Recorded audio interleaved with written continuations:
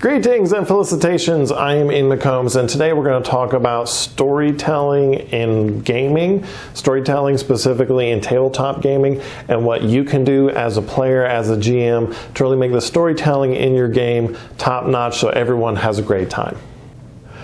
Players, let's talk about you. I know it seems like storytelling is just for the GMs, just for the DMs and those folks, but really it's for you as well. And here's one of the things you can start off with is a good background. Have the background be important to you, invest some time, some energy, and really make something that you think is a lot of fun and something that you want to really play with. Have some sort of hooks, both good and bad, that the game master can use for and against you, which I know sucks, but it's really something that can really make the game special for you. Have some wants for your characters. In other words, maybe you want to tame the land and bring peace to the kingdom, but also maybe you have some needs. You need your lost family that was never found. You find this lost sister that will suddenly bring you a sense of peace because you have some sort of connection and family because everyone died in the great dragon raid or something like that. So have some goals for your character as well. Do you want to make the kingdom safe?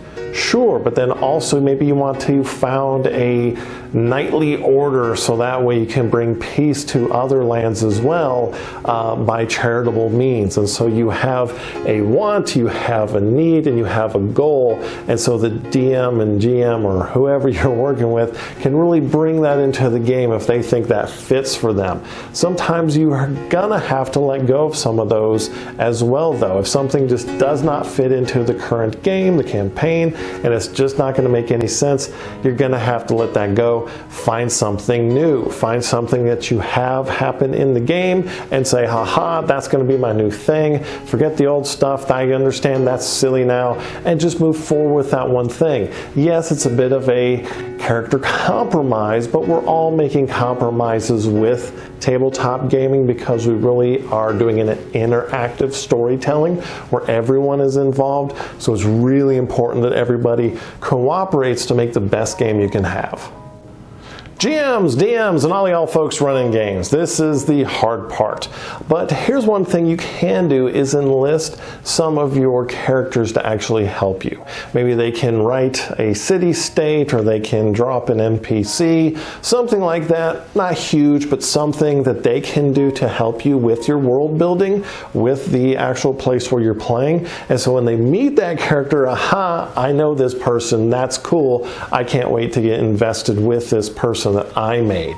It becomes very special to them. But world building really is a lot of your work, and that's why pre-canned campaigns and settings can be really helpful, because that way you can find a place that works with what you have in mind and really work with that. And so don't feel bad about that. Don't think you have to make everything fresh and new, because you can do amazing, wonderful stories with stuff that's already been done. There are plenty of places in whatever world that had been made to do awesome stories there. Factions, whether it be nations or guilds or bandits or whatever, know some of those factions and what they want, what they're going after, who they're going after, what they're trying to do or accomplish, or what kind of things that they're really looking for. So that way when your players interact with them, they can really have a sense of what they're trying to do and what they're trying to get. So maybe they can play factions or nations off of each other, they can become involved with that one, or they can really do things against or for those factions to really feel like they're making an impression on the world. Also major NPCs, not just necessarily a king and the biggest wizard, but also some of the people in the background. It doesn't have to be fully fleshed character with all kinds of backgrounds and all that other stuff, but a name, a list of wants, needs, desires, those sort of things, so that way you know who they are and know what they're trying to do. Then the two things is the plots of your game. You're going to have an overarching plot, which is, starting here ending here and what's going on in between. That's the main thing. And then side plots. You're going to have, maybe something with a player's background. You're going to have a city that's just going to be the starting point, and then you branch out into a big world after that. There's tons of things that you can do with those side plots and major overarching plots that can weave together, come in, come out, go away for a while, come back in, so that way it really feels like a dynamic world. So let's talk about a couple different things as far as side plots, main plots, that kind of thing. So side plots, let's start there. Side plots come in several different flavors. The main couple are one-offs, reoccurring, and then nemesis. One-off is really just that. There's a side plot comes in, the thing happens, it goes well or terrible or whatever, and then it goes away, and there's not much going to happen after that. Those things can branch out, and those things can just completely go away. So it's really something that you kind of have to decide. Are the characters invested in it, or do the players enjoy it, and what do you really want to continue with? If you run a game and suddenly that side plot becomes amazing and everybody loves it, they love maybe the NPC or something like that, then you really might want to, okay, I guess I'll put that person in the main story plot so that way they have some continuity with that person, and suddenly they're reoccurring. Reoccurring is, the side plot comes back and back and back, and it might change, it might morph into something else, but nonetheless, maybe the same people, the same faction, the same situation even, comes back again and again, and your players will have to deal with that in different, hopefully new and exciting ways. They might just bust down the door and try to kill everything, because that's what players do. But hopefully they try to figure out different and new ways to actually make the plots work. Nemesis are great for your characters, but also sometimes they can really end up being lost and forgotten as games go on. I know I had a Nemesis character whose name, unfortunately, was very close to the word for male junk, and so, he was supposed to be, my big nemesis, and he was going to be awful, and then he just became a catchphrase, and it was sad and amusing. But there was some throughput with that, and we did have our showdown, and it was good, and things got resolved. But nonetheless, nemesis can work really well if you use them well. But the thing is you want to build them up kind of slowly. Don't go all in on, I'm bad and I'm going to be haunting you for the rest of your life kind of thing. Start small, maybe a little bit of something in the beginning, and then it builds from there. And so the players end up really disliking this person, or you can turn it back around and they're the person that's absolutely going to help the characters at the end of the overarching plot, and they have to compromise their morals, which is also a really good twist. So let's talk about main plots. Now, I'm not going to go into what kind of main plot you should have or what kind of story you should tell, but really what I'm going to try to do is kind of give you a foundation, a structure of storytelling that you should look at. So there are several different types of storytelling that you can do with your main overarching plot. One of the ones that a lot of people know of from Lord of the Rings is the circular plot. It's you go out, you do the things, you come back home, and you come back changed, and you come back completely different, and how do you adjust to that? So that is what we call a circular story, where you essentially start at a home base, you go have a ton of adventures, you maybe save the world or something like that, and then you come home.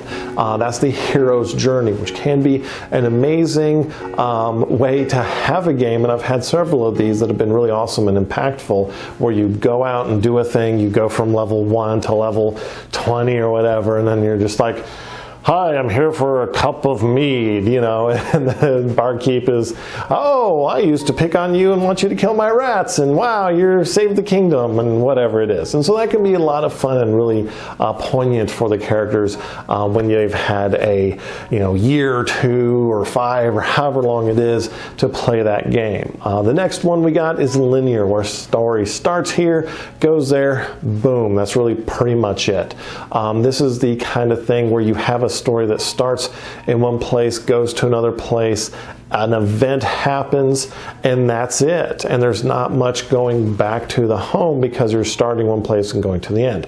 So this is a lot of the questy type stories where, you know, I'm going to go get the magical thing to go kill the dragon. You go boom, doom, you're done. You know, you've killed the magical dragon, you've got the horde, and then the game kind of ends because that's really all there was to it. There's nothing wrong with that type of gameplay. It can really work well, and one of the things I love about linear games is especially if you turn it into what I like to call a cycle story. It's not circular, but what you do is, okay, the kid grows up, becomes a dragon slayer, finds the magical sword, kills the dragon, founds a kingdom. Boom, now we start with the son. So you got the son, goes and takes the magical sword, finds the evil wizard, destroys the evil wizard, founds his other king, and you just keep cycling back with that with generations. So you can have, say, 6 months to a year of one set of games, restart it all over, and keep going with new characters that are different. Maybe you have one person in one campaign is the main character from that storyline, and then you reset it and somebody else is different. This time it's the daughter of the evil mage slayer, and now is the person who is starting the new mage guild, and that's the new plot. And so you have cycles of stories that start over and over again. And then one of the ones that I think is fun, that are hard to do but can be a lot of fun and interesting to do, to have point and counterpoint, are parallel stories. So you'll have a story of one set of characters and then a story of another set of characters. And one of the things you can do with this is, there's a ton of different ways to do it, but two of my favorite are, one, you have one story, so one campaign essentially, of characters, and what they do is doing this one thing. And then maybe you have another set of characters doing another thing, and this can almost work with a cycle story. So you have the new characters, they're going out and they're fighting the new dragon that's invading the lands. You have the former campaign's old characters, they're coming back, they just got one last quest because that dragon invading the kingdom is actually being driven away by the giant evil undead lord, and so that old character group has to go fight those people. And one of the things you can do with this is you can have two separate DMs or game masters, so that way you don't burn out one person. They don't have to run two separate games, but everybody can play. Maybe you do it once, twice a week. One game is this, one game is that, or you do it every other week. This game's this week and that game's that week. So that way everybody can play. Another way to do cycle stories is the good people, bad people story, which is a lot of fun, but it's really hard to keep the games separate, and the metagaming is hard to do, but it is, again, a lot of fun. So you have one set of players playing as the good guys and the other being the bad, evil group trying to thwart them. And so you essentially have the same players. You might do it to switch out the GM, Dungeon Master, or change some of the people around or something like that. But again, they're actively trying to thwart each other. And of course, the fun comes in when they're all together fighting each other, and everybody's got to figure out, okay, how do I play against myself and how do I fight against myself? Which again, at that point, sometimes the game devolves into kind of just narrating it, because you're kind of done at that point and you've kind of gotten to the point. And maybe one of the ways to structure that game that is actually very good is you have, if you accomplish these goals with the good guys and only these goals with the evil guys, then the good guys win, vice versa, so that kind of thing. So the end really isn't up to the players per se. They get buffs or debuffs, and so it really kind of swings the game back and forth. So who's essentially going to win, but nonetheless they can play themselves against themselves, which is a lot of fun and can be very satisfying. Conflicts. conflicts are more than just combat, and if you're just using combat for your conflicts, you're missing out on a ton of awesome storytelling and an awesome amount of player interaction. So you have the normal physical conflict, combat, all that stuff. Sure, you know how that works. I'm not going to go into that. But you also have, the physical conflicts of the environment versus the player. So it's really cold. It's a desert. They have to figure out how to get through the desert. They have to figure out how to scale a mountain. And sometimes those conflicts actually can last longer and be worse than just a physical combat or just a combat with some monsters or NPCs or something like that. So definitely think about those kind of environmental conflicts because they can really make a game pop. Of course, mental, people think of traps or puzzles, things like that, riddles. Those are great too, definitely can be helpful, but one thing you might want to do is figure out what kind of players you have at the table. So if you have players that just don't like puzzles or don't like mental things, then you might want to scale it back, make it a little easier. So just be aware of your audience a little bit, which is always something you have to worry about. Third kind, moral, and here's those kind of conflicts that can really be great for a table, really can be terrible for a table. So it's something you definitely want to, at the first game, the game 0, however you're structuring that, figure out what kind of things that are just not going to fly with your table and what things are totally okay with your table. So that way you're not, overstepping your boundaries, doing things, talking about things, making stories about things that people don't want to deal with. Game where you have a good choice or a bad choice, but then really kind of make it more complex, a good choice, bad choice, and maybe a middle choice that doesn't go either way, and you kind of have to figure it out. So, okay, you divert the river this way and you save this village, or you divert it this way and save this village. This village can help you out with military stuff. This village can help you out with farm, food, and all this other kind of stuff. So which is the better one? You don't know. Maybe it's you have one person who's at the table who is a kind of a not so much evil character, but they're kind of neutral character. They're shadowy, gray in there. And so you give them an option of, hey, you could do this and get more power that could help you kill the bad guy, or you could do this good thing and get rid of the power, and that's the good choice, and see how the players conflict with each other. That can really be interesting. Do you sacrifice some of yourself to get more power, or do you keep yourself in control so that way the evil bad guy doesn't have any control over you, but then maybe their third down mage person is like, if you'll help me out this way, I'll help you out this way, and then I can be part of your kingdom later. That can be a really tough decision for players to make and to try to figure out later. No-win conflicts. There's another one. And this is hard for some players because they just cannot understand, and they will metagame in their head, the DM would have put this in here if there wasn't a way to win. And then you really have to tell them, yaha. And that's hard for a lot of players to grasp because they metagame in their head, there must be a way to win. But if you put no-win situations and conflicts in there, it can be very hard. There is no way to save this village from the Tarrasque. You are level 2. Don't even try. There is a dragon invading. You have no magical weapons that can pierce its skin. Don't even try. And you really put that in there where it's not winning the conflict, it's mitigating the disaster of the conflict. So they're trying to figure out, okay, how can we get as many people to escape? How can we save as many people? How can we get enough stuff to rebuild the village that's getting eaten by the Tarrasque? You really try to work that out more than just trying to win the conflict. And then last is psychological, and this kind of goes in with moral conflict. But psychological is, again, the defeat, the no-win conflict. How do they deal with that defeat? How do they come back from it?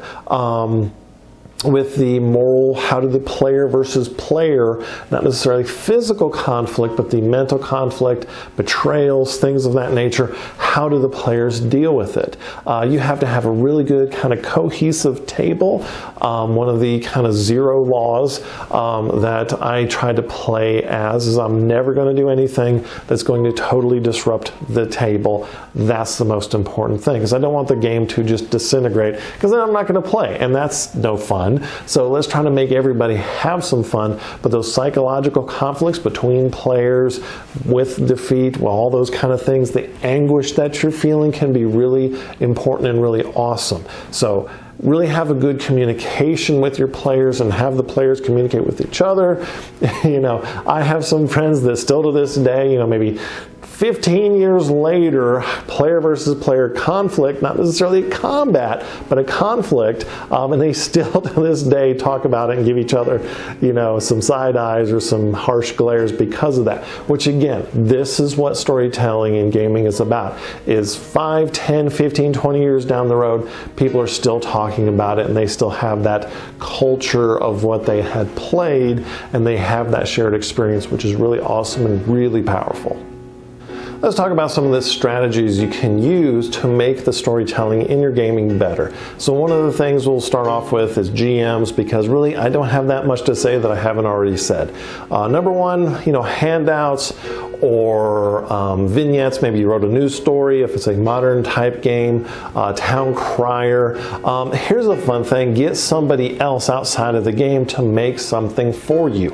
Have, you know, say the significant other of one of your players, you know, the player went home and said, oh, this happened at the game, wasn't that crazy? And then you ask that significant other to write something about the game in a news story, in a town crier, in a bard song, or something like that. Record it, put it, you know, kind of as a private video on YouTube, boom, play it during your game session. It'd be awesome. Everybody would love it. And look at things that have been done before. So don't be afraid to draw on sources. As I always like to say, there's really nothing new in storytelling. You're going to have a new story, but the overarching story, even the plot necessarily, it's been done some form, somewhere with some kind of equivalence to what you're doing, and that's perfectly fine. Don't feel bad about it.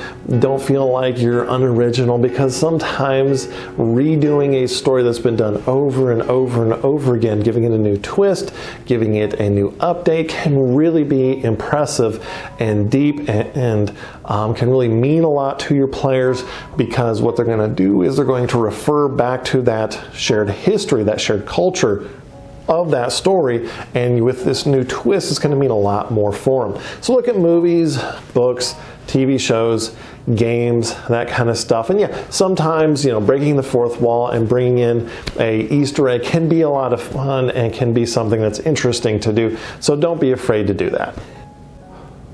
Players, you have to step up your storytelling in your games. It's not just the purview of the dungeon master, game master. It's really up to you to be involved and engaged with the storytelling that's going around you.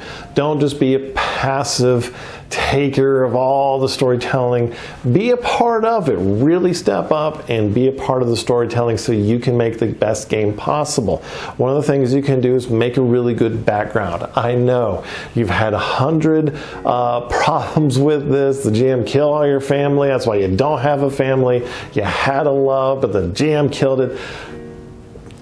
Get a better GM, or say, dude, let's not do this again. And if they don't, just go find somebody different, or you start your own game or do your own table. But really make a background where, yes, there are some things that the GM can mess with you about. Have a background where some good things and bad things happened. Don't just make it the same. All my family is dead. I am a loner and I have no feelings. Really be a part of the game that you're making.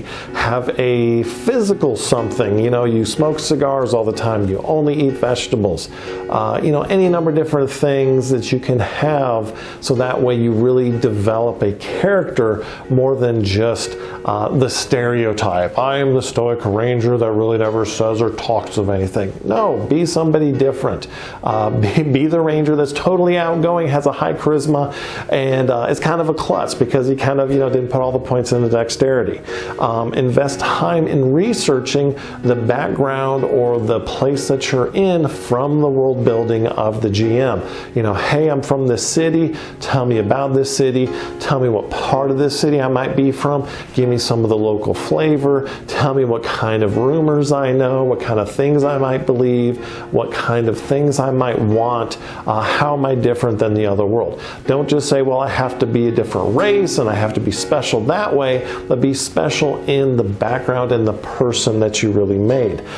Another thing that happens with a lot of players is you have to discuss and share your information. I know this is such a hard thing for a lot of players, and you just, oh, I'm going to keep everything secret, I'm not going to tell anybody, but please discuss about the evil kingdom. Tell everybody the information that you know.